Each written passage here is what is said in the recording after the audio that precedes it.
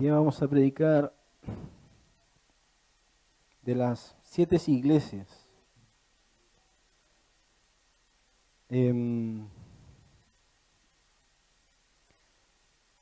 Las 7 iglesias que aparecen en Apocalipsis.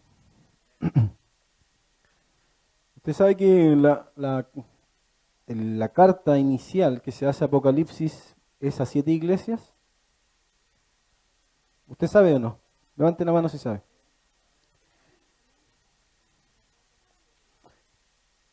Busquemos nuestra Biblia, sin pasar el PPT. Somos cristianos, tenemos que tener nuestra escritura, ¿cierto?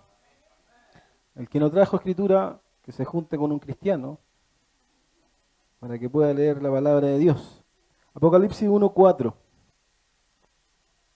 Apocalipsis 1:4. Pongámonos en pie para leer, por favor.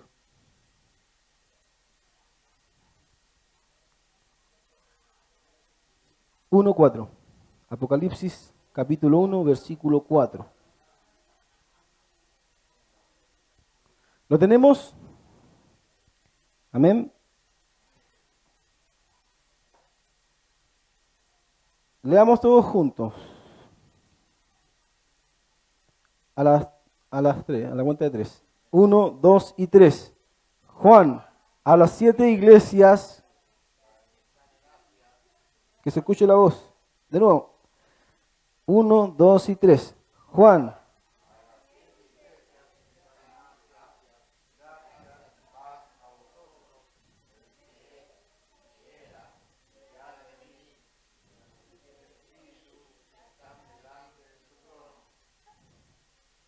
Hasta ahí no. Puede sentarse. Entonces, ¿a quién le escribió inicialmente Juan en el Apocalipsis, el libro de Apocalipsis, que significa revelación? A 7 iglesias. A 7 iglesias. Y ahí usted mismo, pasemos. Ponme el PPT como fijo, Daniel. Porque si no, no lo puedo mover. Ponte encima del PPT.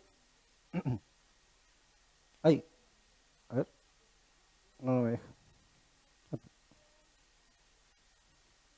Ahí sí. ¿Qué dice ahí? Yo soy el alfa y la omega, el principio y el último. Escribe en un libro lo que ves y envíalo a las 7 iglesias que están en Asia. Y estas son las 7 iglesias. Éfeso, Esmirna, Pérgamo, Tiatira, Sardis, Filadelfia y la Odisea. Y Juan dice, y me volví para ver la voz que hablaba conmigo, y vuelto vi 7 candeleros de oro.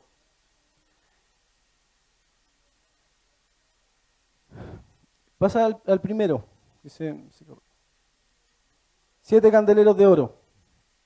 Y ahí usted puede ver este candelero que en hebreo se llama menorá, que son 7 lámparas unidas por un solo mástil. Este es lo que ve Juan, y en medio de él a Jesús. ¿Ya? Entonces, este candelebro, o menorá en hebreo, dice que son las 7 iglesias que están en Asia.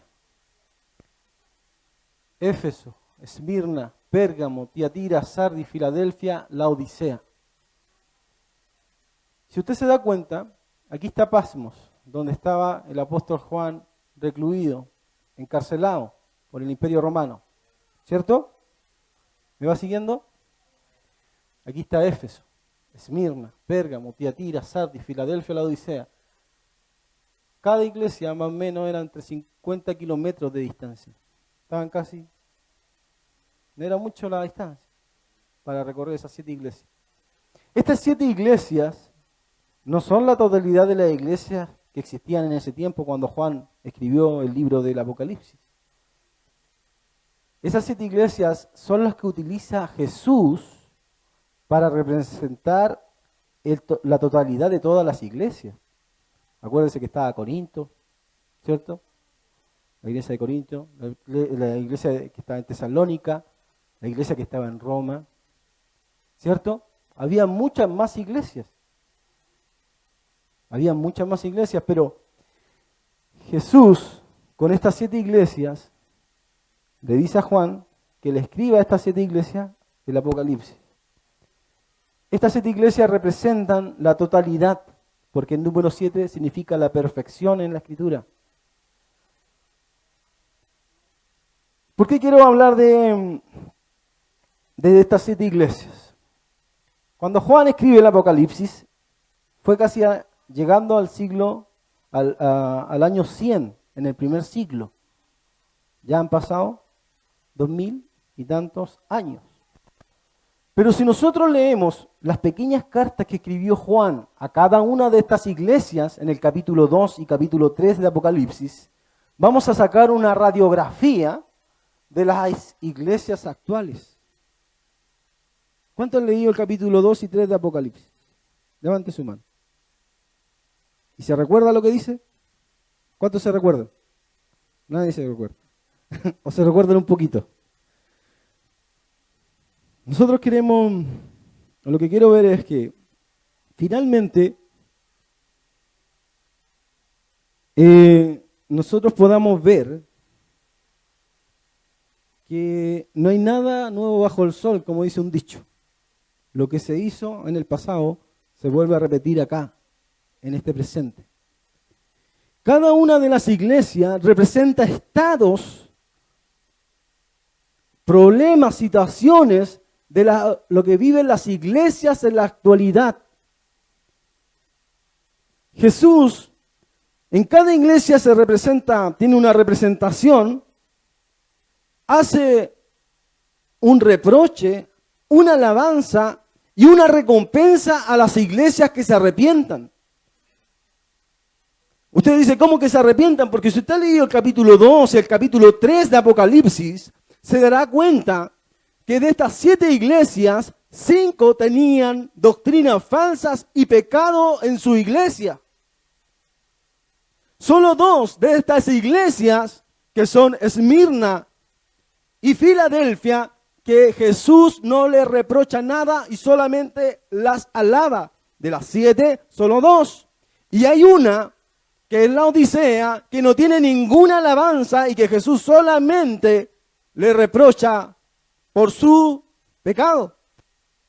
Entonces nosotros vamos a ir viendo cuáles son los pecados, así a la rápida, de cada una de estas iglesias. Pasemos al siguiente.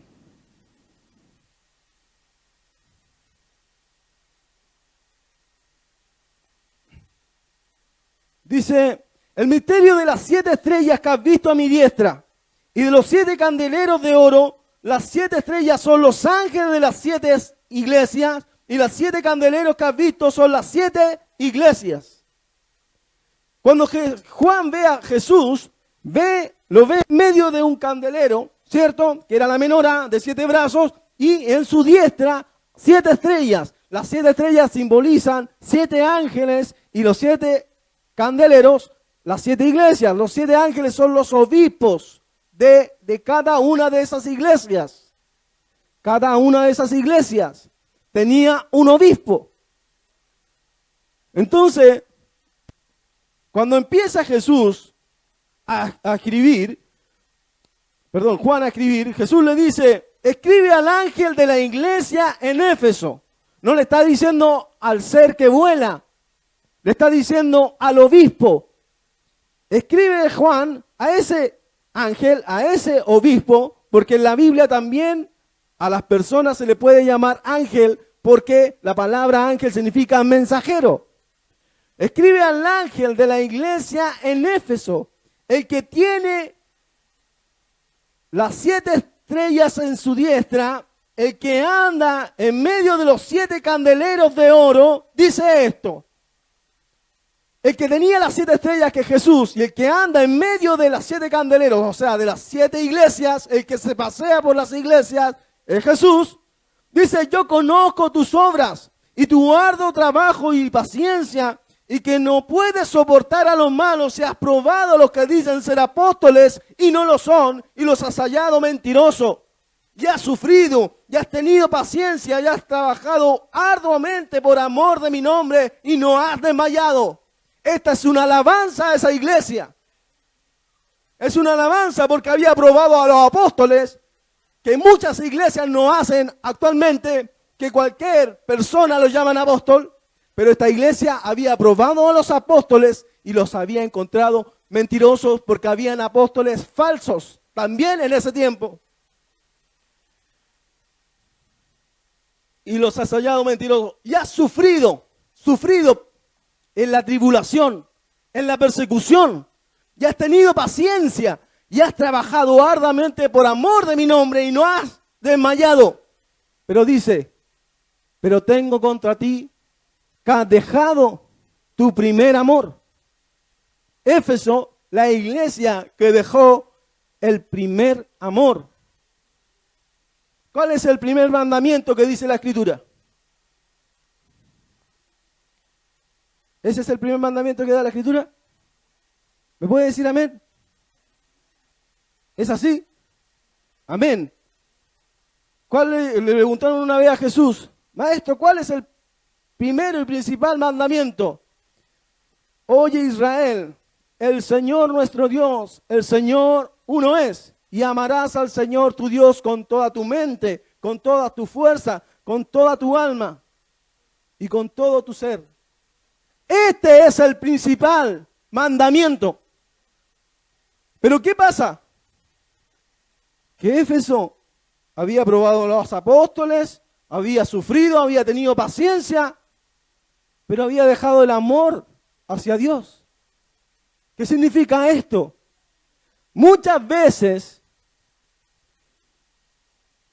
en las iglesias no se hacen las cosas por amor a Dios. Se hacen por cumplir. Hermano, tiene que coordinar hoy día. Hermano, tiene que coordinar hoy día. Hermano, tiene que predicar hoy día. Hermano, vamos a hacer esto hoy día por la iglesia. Pero lo hacemos ¿por qué? ¿Por compromiso con la persona? ¿Lo hacemos por obligación? ¿Lo hacemos por tradición? ¿Lo hacemos porque siempre se ha hecho? Algunos lo hacen para sacar una conveniencia personal. Hay iglesias donde se pegan codazos los hermanos. Usted no crea que en la iglesia evangélica hay puros santos, alabando a Dios con una aureola y con alitas. En la iglesia hay personas que son envidiosas, que se pegan codazos, que le ponen un pie al hermano para que se caiga. Si yo soy cantante, no quiero que cante nadie más. Si yo soy el mejor predicador, no quiero que ninguno predique como yo. Le bajo el volumen al audio o hago cualquier cosa para entorpecer al hermano que a lo mejor me puede hacer sombra. ¿Está el amor de Dios en esa persona? ¿Está el amor de Dios en esas iglesias? Muchas veces en la iglesia no está el amor de Dios, el amor hacia Dios. ¿Por qué yo canto? ¿Por qué yo predico? ¿Por qué salgo a predicar? ¿Por qué estoy aquí? ¿Por qué? ¿Por algo? ¿Por algún interés personal? ¿Por un compromiso que la hermana Anita me llama muchas veces? ¿Tengo que venir? ¿Pero vengo por amor a Dios o no?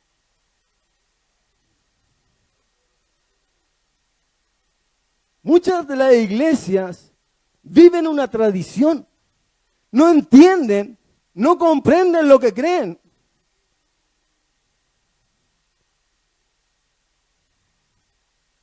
Una iglesia evangélica, hace poco, fui a una casa donde hacían orar al niño, un niño, y ese niño oraba al niño Jesús. Me parece raro que, yo no sé, el niño Jesús no existe. Existió, porque Jesús nació en alguna vez. Él creció, tuvo 12 años, predicó en el templo, llegó a 33 años, murió, resucitó y ascendió. ¿Existe el niño Jesús? Existe el Señor Jesús. Los católicos hacen un pesebre para la Navidad y dicen, aquí está el niño Jesús. Cantémosle al niño Jesús. Pero Jesús ya no es niño. Si Jesús hubiera nacido y no hubiera crecido, ni muerto y resucitado y ascendido, no sirve de nada su nacimiento. Creemos en el nacimiento de Jesús, pero celebramos más su muerte y su resurrección.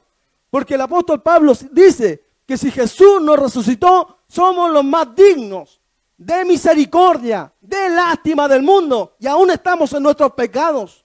Nosotros creemos que Jesús, el hombre, está en el cielo. Ese es el que está a la diestra del Padre y que está en el trono de Dios. Yo no le puedo orar a un niño Jesús, yo le tengo que orar a mi Señor Jesús. Entonces, en muchas iglesias hay tradiciones, costumbres, cosas que se practican que no entienden las personas.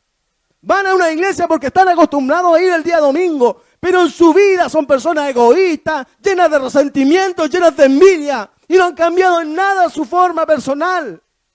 Y con eso yo no le digo que yo sea perfecto, pero entiendo lo que Dios me demanda. El cambio primero es interno, luego lo externo. Yo puedo aparentar ser evangélico, pero si no ha cambiado en mi interior, no soy realmente cristiano. Y ese cambio lo produce el amor hacia Dios.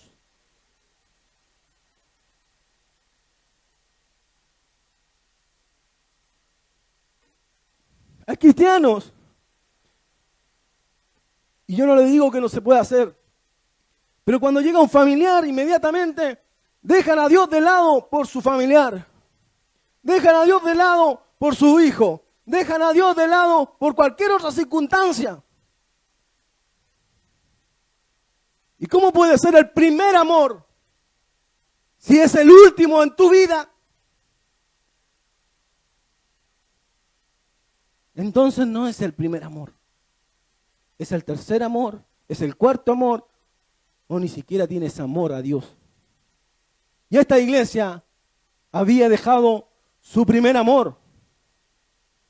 Y Jesús le dice, recuerda, por tanto, de dónde has caído y arrepiéntete.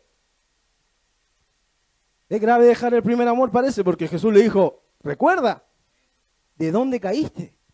¿De dónde cayó? De dejar de amar a Dios. Y le dice, arrepiéntete.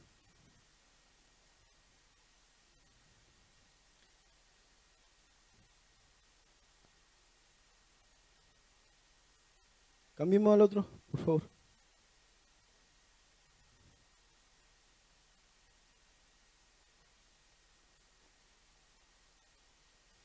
La iglesia de Esmirna.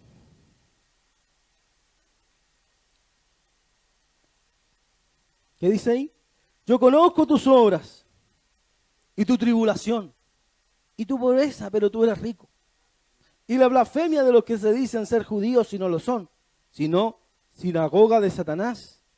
No temas en nada lo que vas a padecer. He aquí el diablo echará a alguno de vosotros en la cárcel para que seáis probados y tendréis tribulación por 10 días. Sé fiel hasta la muerte y yo te daré la corona de la vida. Jesús a esta iglesia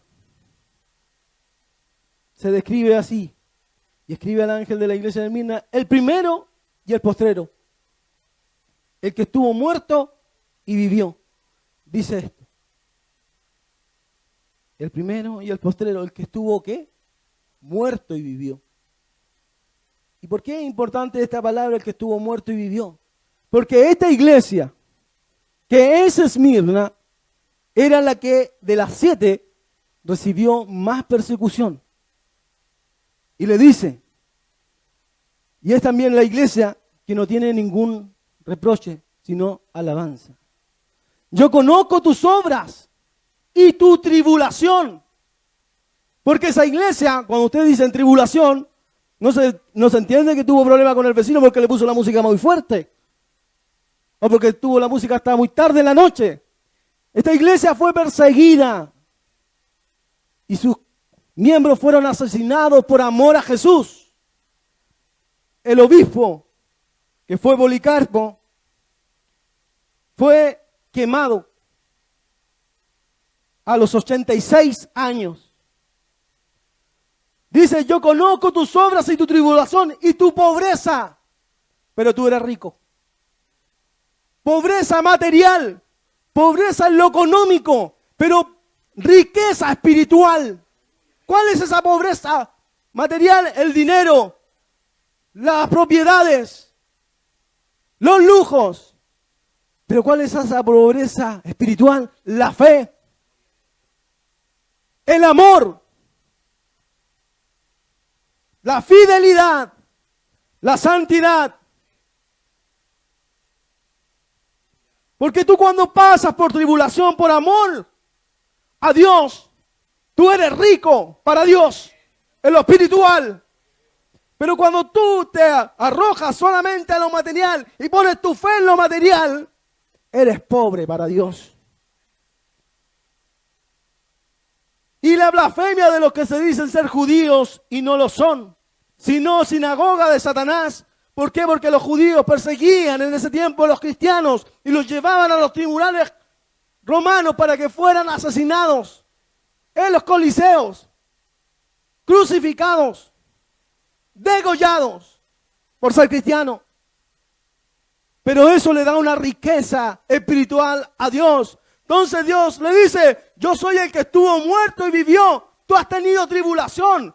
Tú eres pobre en lo material, pero eres rico en lo espiritual. No temas en nada lo que vas a padecer. He aquí el diablo echará a alguno de vosotros en la cárcel, para que seáis probados y tendréis tribulación por 10 días. Sé fiel hasta la muerte. Sé fiel hasta la muerte.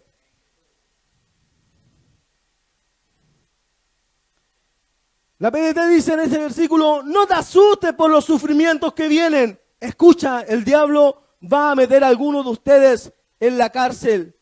Sé fiel, aunque tengas que morir. ¿Por qué? Porque el que estuvo muerto y vivió, le puede dar al cristiano, aunque muera por el nombre de Jesús, la vida eterna. ¿Qué otro Dios te puede dar vida en esta vida y en la que sigue? Solamente Jesús, el que estuvo muerto y vivió. Él te promete que aunque tú puedas morir por el nombre de Jesús, Él te dará vida eterna. Porque Él es el único que ha muerto y ha resucitado. Y lo comprobó en la historia.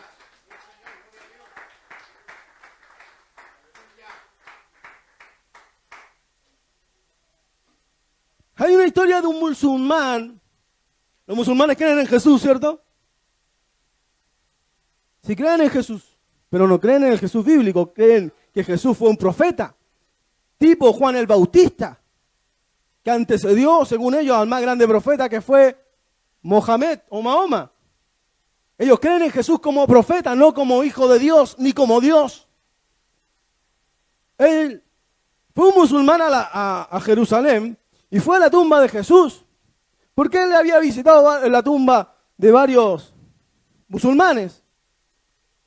Y cuando entró a la tumba, dice que era bien rápido el tema, vio y no vio ningún hueso. Y se dio vuelta y en la pared decía, Él no está aquí. ¿Qué? Sus huesos no estaban aquí. ¿Por qué no están en la tumba de Jesús sus huesos? Porque Él resucitó. Porque Él estuvo muerto y vivió.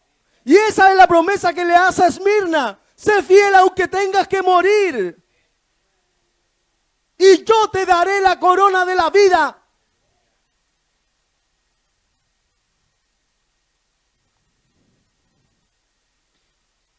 Y nosotros podemos ver en la actualidad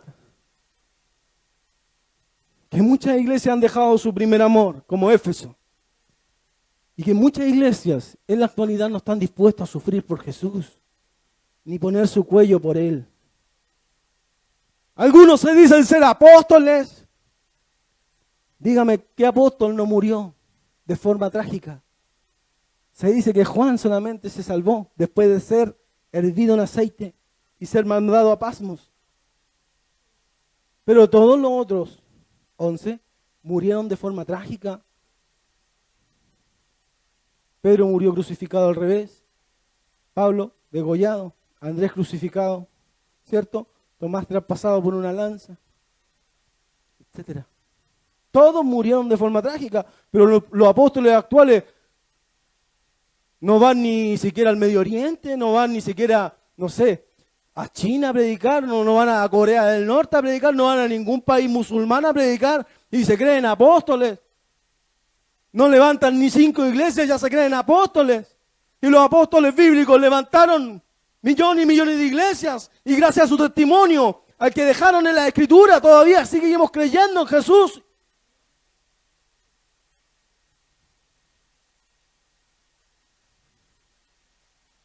Podemos sacar una radiografía de la iglesia actuales con estas cartas que Juan escribió. ¿Por mandato de Jesús? Sí.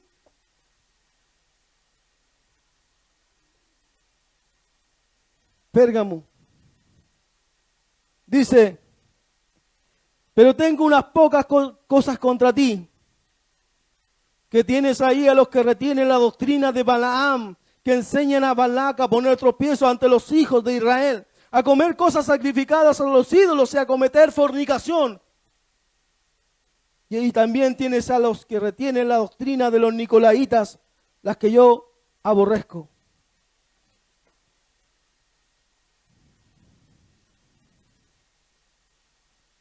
La iglesia de Pérgamo tenía a los que tenían la doctrina de Balaam y a los nicolaitas. Jesús se le presenta a esta iglesia como el que tiene la espada de 2 filos. Usted sabe que Pérgamo es una ciudad importante en la antigüedad porque ahí se creó el pergamino. Antes se escribía en papiros y después se creó el pergamino, donde se escribían palabras. Jesús le dice, yo soy el que tiene la verdadera palabra de 2 filos. Y tú tienes ahí a los que tienen la doctrina de Balaam. Muchas iglesias en la actualidad tienen la doctrina de Balaam. ¿Quién es Balaam? Balaam es el profeta de Dios que le dijo al rey Balac cómo maldecir a los hijos de Israel por dinero. Y muchas iglesias en la actualidad, por dinero, hacen todo. No se va a predicar si no hay dinero. Yo hago mercadería, dice el apóstol Pedro, dice, pero hubo también falsos profetas entre el pueblo, como habrá también entre vosotros falsos maestros que introducirán encubiertamente herejías destructoras y aún negarán al Señor que los rescató, atrayendo sobre sí mismo destrucción repentina. Y muchos seguirán sus disoluciones, por causa de los cuales el camino de la verdad será blasfemado. Y por avaricia harán mercadería de vosotros con palabras fingidas. Este viernes escuchábamos, veíamos un video de supuestamente un apóstol, que le iba a traspasar el ADN espiritual de apóstol a una persona que no era apóstol, pero le iba a convertir en apóstol. Dígame, ¿eso es bíblico? ¿Eso aparece en la Biblia? No aparece en la Biblia. ¿Un hombre puede traspasar el ADN espiritual? Nadie puede decir eso. Palabras fingidas. Con avaricia hacen toda esa mercadería de las iglesias. Y nosotros estamos ciegos si no nos damos cuenta de los tiempos en los que estamos viviendo. Estamos ciegos si no nos damos cuenta de las personas que hablan bonito, que parecen las mismas palabras que decimos nosotros, pero finalmente sus palabras son palabras fingidas, palabras manipuladas para poder captar la atención de las personas y hacerles creer falsas doctrinas, la doctrina de Balaam, que es solamente por avaricia y por dinero.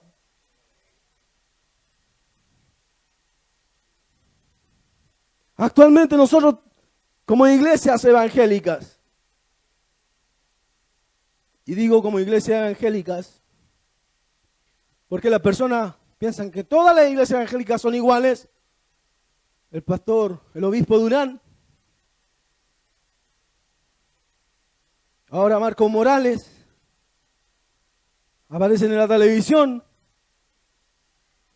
con todas, el obispo Durán, con sus propiedades, más de 1.000 millones, evaluadas sus propiedades, sus parcelas, sus vehículos.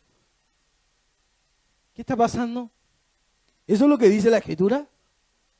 ¿Que tienen que llenarse los bolsillos los obispos? ¿Los cristianos tienen que llenarse los bolsillos? ¿Que tienen que estar dando mal testimonio a las personas de afuera? La doctrina de Balaam, metida en la iglesia. En vez de hacer lo que Jesús dio, ¿Jesús qué dio a la humanidad? ¿Jesús le dio dinero a la humanidad? No tenía dinero. Yo creo que si hubiera tenido lo hubiera dado, pero no tenía, no venía a dar dinero tampoco. ¿Qué vino a dar Jesús?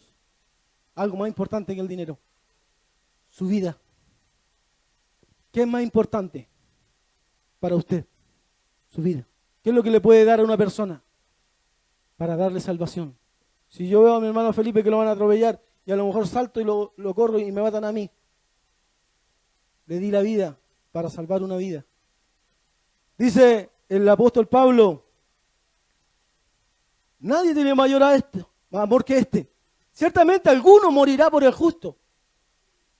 Usted podría morir por sus hijos. Usted podría morir por su marido. No lo creo, pero ahí lo dudo.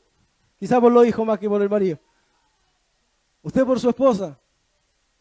También lo dudo, pero podríamos morir por alguien que pensáramos que es más débil, que tiene mucho que vivir, ¿cierto? Por alguien que amamos mucho. Pero la palabra de Dios dice, más Dios muestra su amor para con nosotros en que siendo aún pecadores, Cristo murió por nosotros. O sea, Dios muestra su amor, Jesús murió por pecadores. Por lo contrario que es Él, santo. Mostró el amor hacia sus enemigos. Y estas personas muestran el amor de Dios, ¿cómo? Quitándole el dinero a las personas para hacerse ricos. Jesús se hizo rico en lo espiritual, nos hizo ricos en lo espiritual, dándonos vida por medio de su vida. Ese es el verdadero evangelio de Jesús. No quitarle el dinero a las personas, sino darle amor, darle misericordia, darle gozo. Ser bondadosos. Eso es lo que Dios quiere transmitir, algo espiritual hacia las personas. Hacer esas personas que son infelices, que están en depresión, que están caídas en sus problemas, en sus dificultades, sacarlas de ese estado, trayéndolas hacia Él. Y lo demás vendrá por añadidura. No es lo principal, pero muchas iglesias son como Pérgamo. La iglesia de Tiatira. Pasemos al siguiente.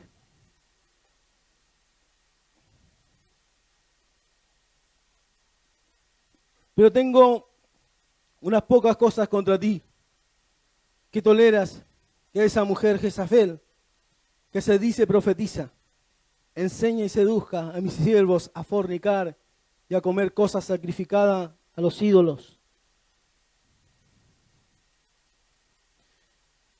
Entonces, ¿qué tenía Jesús contra esta iglesia? Que tenía una mujer que se decía profetiza, que se decía que estaba hablando de parte de Dios.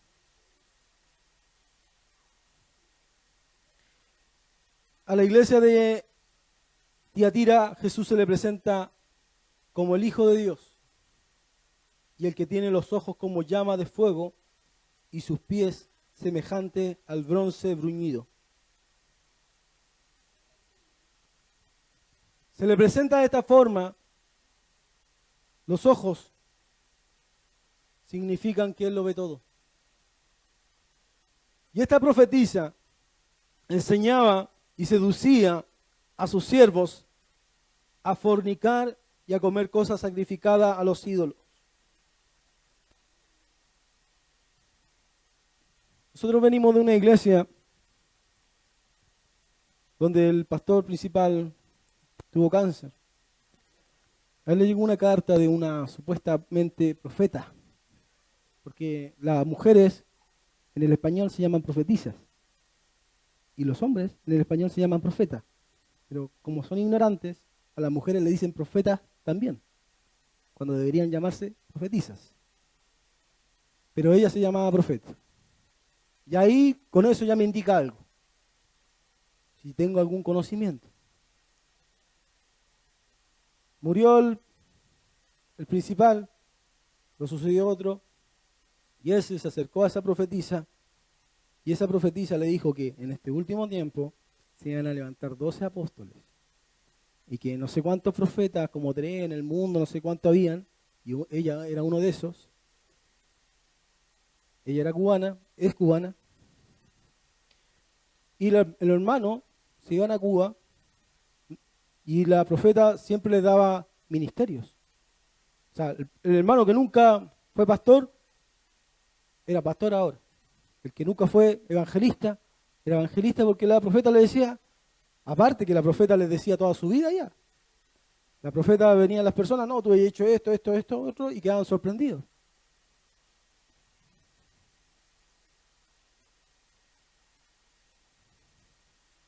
Mire, hay una cosa clara, que aunque una persona llegara y empezara a levitar en el cielo, y me dijera, Dios me dijo esto, si no está acá, no le creo. Y esto es algo importante, muy importante, ¿sabe por qué? Porque aquí dijo el Señor Jesús, de los últimos tiempos, se levantarán falsos cristos y falsos profetas, que si fuese posible engañarán incluso a los escogidos. ¿Cómo yo puedo identificar a un falso profeta de un verdadero profeta? ¿Cómo yo puedo saber cuál es el verdadero mensaje del que ocupa palabras para seducir a las personas? Por medio de la Escritura. ¿Cómo se identifica un billete falso de uno verdadero?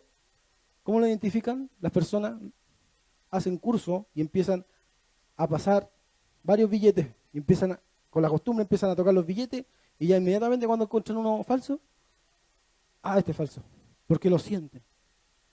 Pero si yo no tengo conocimiento de esto, ¿puedo identificar a un falso profeta? Yo puedo volar, puedo saberle toda la vida, puedo hablar en todas las lenguas, puedo hacer milagros.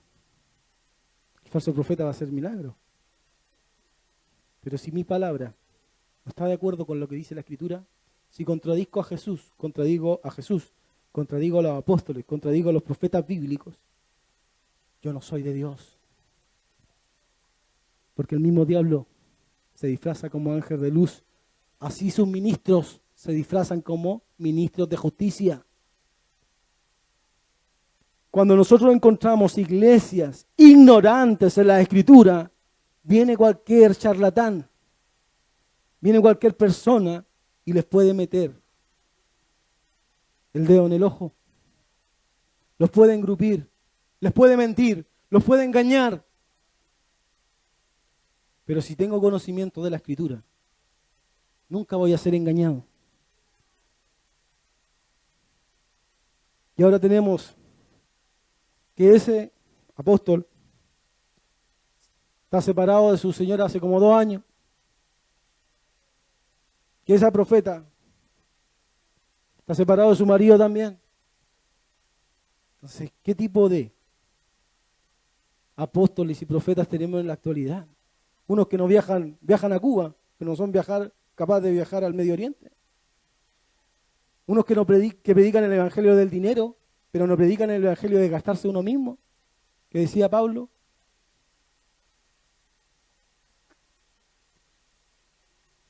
La iglesia de Sardis.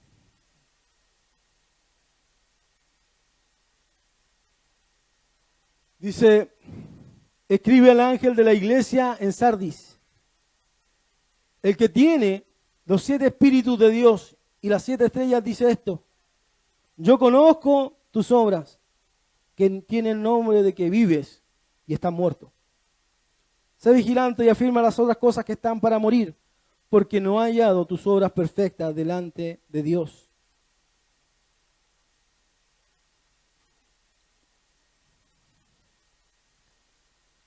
¿Cómo es posible que iglesias que levantaron los mismos apóstoles estén tan perdidas? ¿Cómo nos vamos a imaginar que en la actualidad nosotros o la iglesia evangélica estén perdidas? Si los mismos apóstoles que venían con todos los dones espirituales, que venían con la doctrina de Jesús, esas iglesias se empezaron a desviar.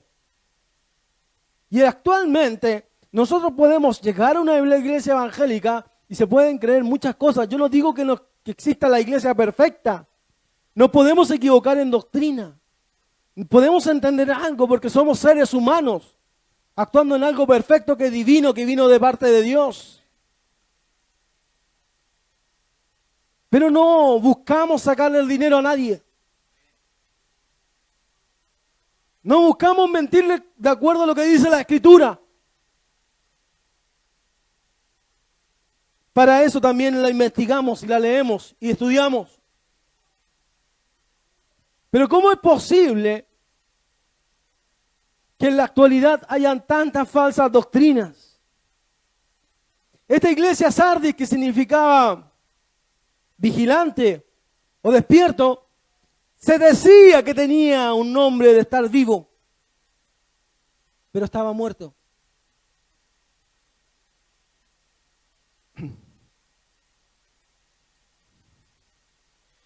Jesús se describe como el que tiene los 7 espíritus. Muchas veces nosotros vemos iglesias enormes, gigantes, llenas de gente. Y usted puede decir, no, ahí tiene que estar Dios. Tiene que estar Dios porque tanta gente. Si no está Dios ahí, ¿cómo va a estar llena? Tiene un nombre de que está viva. Oh, esa iglesia sí que hay avivamiento. Esa iglesia sí que está el Espíritu de Dios. En esa iglesia sí que hay milagros. En esa iglesia sí que hay pactos. Pactemos con Dios. Yo te doy 1000, Él me da 1.000.000. Porque son las que más se llenan. Jesús les dice que están muertas. Tienen nombre, un nombre grande, Lakewood. ¿Usted sabe cuál es Lakewood, o no? Una iglesia en Estados Unidos que tiene millones y millones de hermanos. Hacen 4 veces reuniones en el día domingo. Se llenan todas las reuniones. Más de 25.000 miembros en Estados Unidos, 12.000 los latinos, porque hacen reuniones para los gringos y para los latinos, aparte. Imagínense la ofrenda que pasan ahí. Imagínense los diezmos.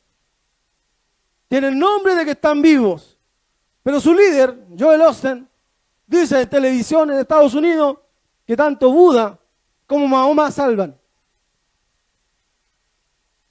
¿Y Jesús qué dice? Yo soy el camino. Yo soy la verdad. Y yo soy la vida. Nadie viene a Dios, nadie viene al Padre si no es por mí. Y Pedro dice, y en ningún otro hay salvación. Porque no hay otro nombre bajo el cielo, no hay otro nombre. Ni Buda, ni Mahoma, ni nadie. Ni Raúl, ni Jonathan, ni Felipe, ni Rolando, ni nadie. No hay otro nombre, solamente Jesús. Y como el líder, como el pastor de una iglesia tan gigante, tan enorme, puede decir que Buda salva. Están perdidos. Las personas que están en esa iglesia están perdidas con un líder así. Pueden tener el nombre de que están vivos, pero están muertos delante de Dios. Si no tienen la doctrina y la enseñanza correcta. Si no tienen realmente el espíritu que da vida. El que tiene los 7 espíritus te dice que tú estás muerto. Pero yo tengo vida porque tengo los 7. Hay iglesias que están completamente perdidas. Filadelfia.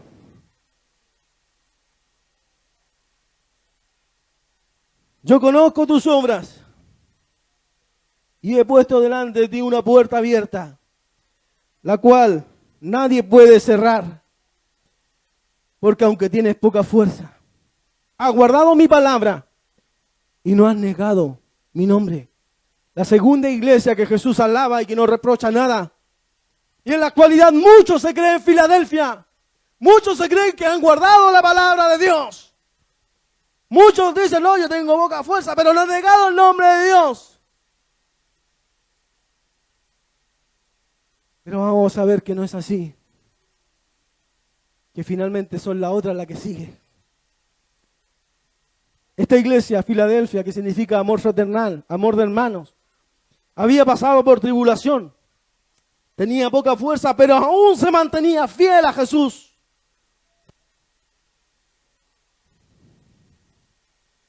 Jesús le dice, el santo, el verdadero, el que tiene la llave de David, el que abre y ninguna cierra, dice esto. Ellos habían sido perseguidos por los judíos, los de Filadelfia. Habían sido perseguidos por el Imperio Romano, pero aún seguían creyendo en Jesús. Y Jesús le dice, te voy a dar la llave de David para que prediques y que los de la sinagoga de Satanás vengan y se postren a tus pies y reconozcan que yo soy el que abre y ninguno cierra.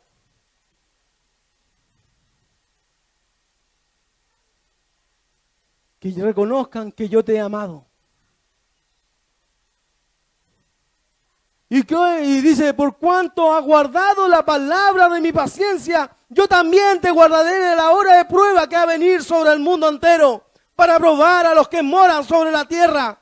Muchos creen que no van a pasar por tribulaciones. Muchos creen que no van a pasar porque se creen en Filadelfia. Es que por cuanto has guardado la palabra de mi paciencia, yo también te guardaré de la hora de prueba que va a venir sobre el mundo entero. Jesús solamente le dice de las 7 a 1 que es Filadelfia, que no va a pasar por esa hora de prueba. Pero la palabra guardar no significa quitar ni sacar, significa reservar, custodiar, vigilar. Que cuando estés pasando por pruebas, Él te va a estar apoyando, como siempre lo ha hecho en todas las iglesias y con todos los hermanos. Porque las pruebas, como dijo el hermano Daniel este viernes, son necesarias y tenemos que pasar por pruebas, tenemos que pasar por tribulaciones, por enfermedades, por dificultades. Pero si estamos con Dios, la vamos a superar todas.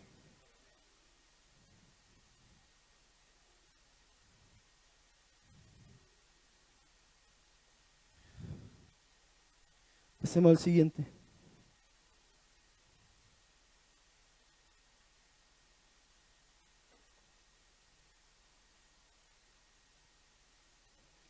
Y esta es la iglesia que Jesús no alaba de nada, solamente tiene cosas malas. Y estas son la mayoría de las iglesias actuales. Dice, yo conozco tus obras, que ni eres frío ni caliente. Ojalá fuese frío o caliente, pero por cuanto eres tibio y no frío ni caliente, te vomitaré de mi boca.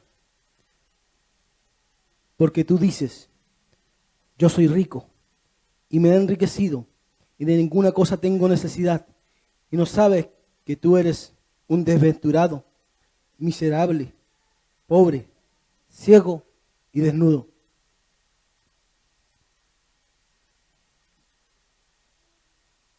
¿Qué dice Jesús? Yo conozco tus obras, que no eres frío ni caliente. Ojalá fueses frío, caliente, pero por cuanto eres tibio, te voy a vomitar. ¿Qué significa esto? Muchas veces está mal interpretado actualmente. Actualmente interpretan que frío es una persona que está fuera del Evangelio y caliente es una persona que está dentro del Evangelio y una persona tibio es una persona que está entre adentro y afuera. Eso no significa. Yo le voy a dar la interpretación real. En la antigüedad que Juan escribe, cuando usted tiene calor, ¿qué toma? Agua fría. En el invierno, cuando tiene frío, ¿qué toma? Agua caliente. El agua fría sirve para refrescar. El agua caliente sirve para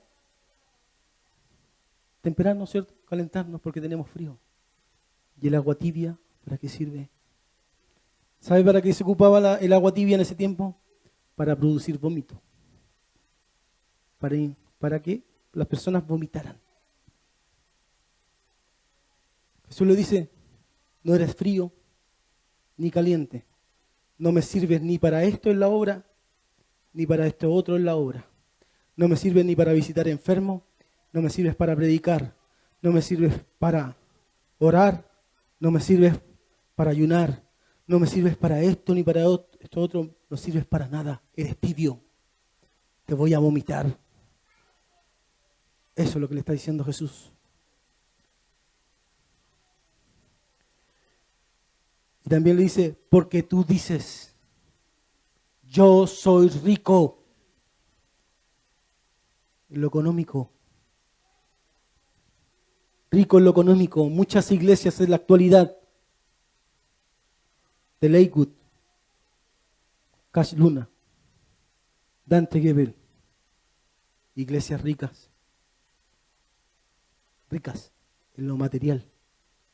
¿Qué le dijo Jesús a la iglesia de Esmirna? Tú eres pobre, pero en lo material, pero rico en lo espiritual. Y esta era rica en lo material, pero pobre en lo espiritual. Yo soy rico y me he enriquecido y de ninguna cosa tengo necesidad. La iglesia de la Odisea dice, yo no tengo ninguna necesidad de nada. Y Jesús le dice, ¿y no sabes que tú eres un desventurado, un miserable, pobre, ciego y desnudo? Fuertes palabras de Jesús a una iglesia, a un obispo. Porque muchas iglesias se creen ricas en lo material, pero en lo espiritual son pobres. No tienen fe, no tienen paciencia, no tienen amor. Desventurado, que no saben para dónde más. Miserables, dignos de misericordia, dignos de lástima. Tú te crees rico, que te has enriquecido, y para mí, para Jesús, eres un digno de lástima. Y pobre espiritual. Ciego, no ves lo que pasa en tu vida espiritual. No ves lo que está aconteciendo en el mundo entero. Que yo ya vengo y las profecías se están cumpliendo y tú estás preocupado de falsas profecías, de falsos apóstolos, de falsos profetas. Estás siguiendo cualquier charlatán y no te das cuenta que yo estoy viniendo, que no te estás arrepintiendo, que no estás cambiando, que no estás siendo santo. Estás desnudo. Estás desnudo ante mí. Puedes vestirte con el mejor terno, puedes vestirte con la mejor chaqueta, con el mejor vestido. Pero para Dios estás desnudo en lo espiritual. Porque lo material para Dios no sirve de nada. Él es el dueño del oro, de la plata y de todo el mundo. Tú no lo vas a impresionar con tus zapatos más caros. No lo vas a impresionar con el terno más caro. No lo vas a impresionar con nada de lujo. Porque Jesús no busca el lujo, busca lo espiritual, lo interno. El oro interno. El siguiente.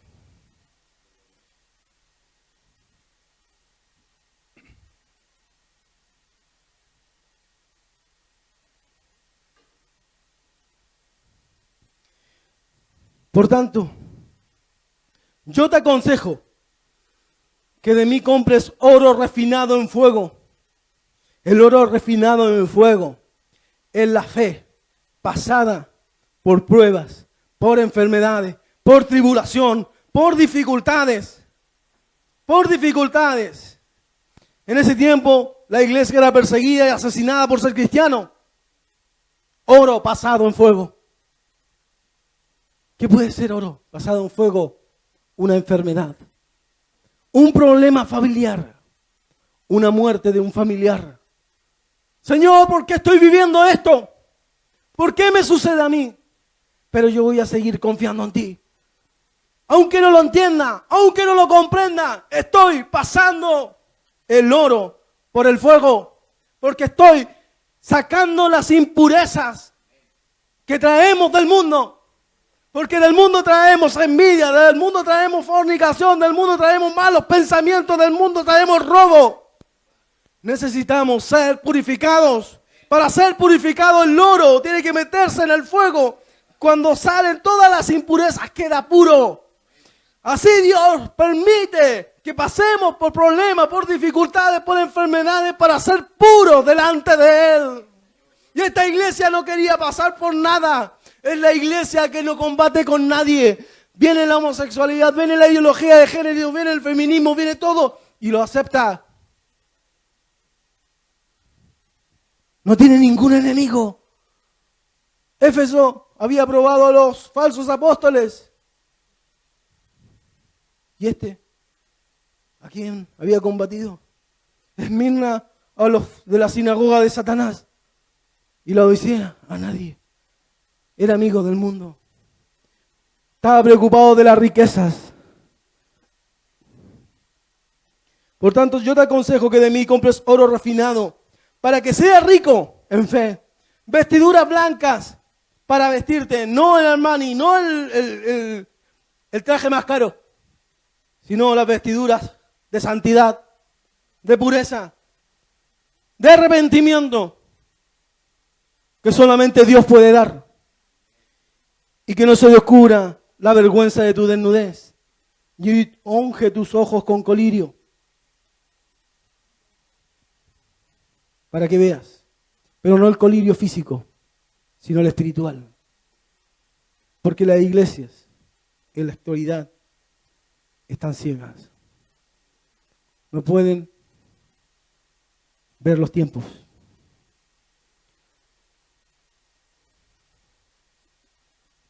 ¿Puedes ponérmelo para pasar rápido? Yo paso. A cada una de estas iglesias Jesús le promete una recompensa. A Éfeso, que no tenía su primer amor o que había dejado su primer amor, dice: el que tiene oído oiga lo que el Espíritu dice a la iglesia. El que venciere le daré a comer del árbol de la vida, y el cual está en el paraíso de Dios. El que se arrepiente, Jesús le va a dar acceso al paraíso de Dios. El que se arrepiente de haber dejado su primer amor. Esmirna, la que tenía que pasar por tribulación y que iba a morir. Jesús le dice: el que venciere no sufrirá daño de la segunda muerte. Podemos morir en esta vida por creer en Jesús. Esta es la primera muerte. Pero la segunda muerte, que es la espiritual, Jesús lo dice: no, por esa no vas a pasar. Vas a tener vida eterna. A Pérgamo, la que tenía la doctrina de Balaam, le dice: al que venciere daré a comer del maná escondido, y le daré una piedrecita blanca, y la piedrecita escrito un nombre nuevo, el cual ninguno conoce, sino aquel que lo recibe. Esta, la que comercializaba, Jesús le da el maná escondido, que es una invitación a comer en su cena. Y le daré una piedrecita blanca, que es una piedra que se le daba en ese tiempo cuando eras invitado a alguna fiesta. Jesús le dice a Pérgamo, y nos dice a nosotros que si vencemos, nos dará el maná escondido y una piedrecita blanca. A Tiatira, la que tenía Jezabel, al que venciere y guardare mis obras hasta el fin, yo le daré autoridad sobre las naciones y la regirá con vara de hierro y serán quebradas como vaso de alfarero, como yo también la he recibido de mi Padre y le daré la estrella de la mañana. La que tenía a Jezabel, la que tenía la falsa profetisa, Jesús le dice, si tú te arrepientes, yo te voy a dar autoridad sobre las naciones y las regirás conmigo. ¿Cómo? Como vaso de alfarero las quebradas, como yo también la he recibido de mi Padre, y le daré la estrella de la mañana. La estrella de la mañana, ¿sabe que usted que es una estrella que aparece muy temprano en la madrugada en el oeste? Esa estrella de la mañana significa Jesús. Que no importa la hora que usted se levante, Él siempre va a estar ahí. Él siempre está. Aunque usted crea que Él no está, Él está. A Sardis, a la que tenía nombre de vida, que estaba viva. Al que venciere será vestido con vestiduras blancas.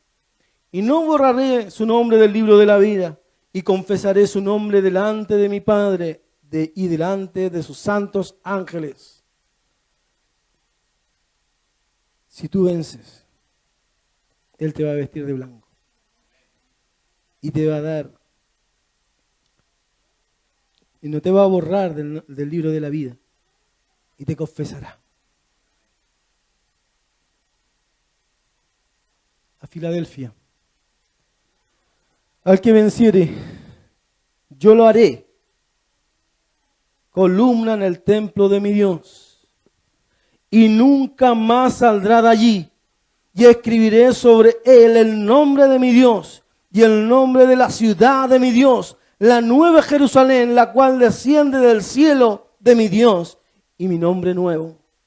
Usted ahora va a ser un ciudadano, si usted vence, de la ciudad de Dios. Ya no va a ser chileno ni venezolano. Va a tener esa ciudadanía, si es que vence. A la Odisea, que es la última. Al que venciere, le daré que se siente conmigo en mi trono.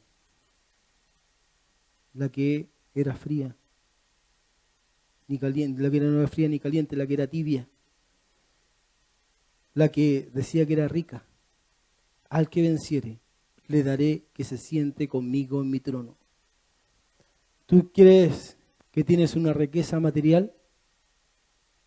Hay una riqueza realmente mayor, que es la espiritual. Sentarse con Jesús en el trono. Una vez alguien dijo, a mí no me interesa ver las calles de oro, ni el templo, ni el mar de cristal. ¿Puede ser sorprendente eso? ¿Puede ser sorprendente, pastor? Eso, ver eso. ¿Sorprendente? ¿Puede ser sorprendente ver unas calles de oro? ¿Toda una ciudad de oro? ¿Puede ser sorprendente? Ver toda esa belleza. Pero él decía, yo quiero verlo a Él. Yo quiero ver a Jesús.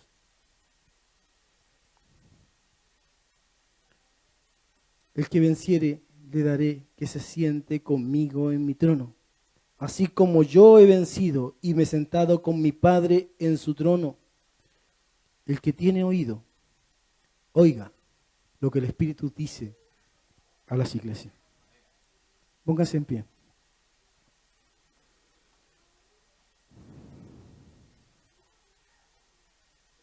¿Usted tiene oído? pero no el oído físico, el oído espiritual. ¿Ha oído lo que dice la palabra de Dios a la iglesia?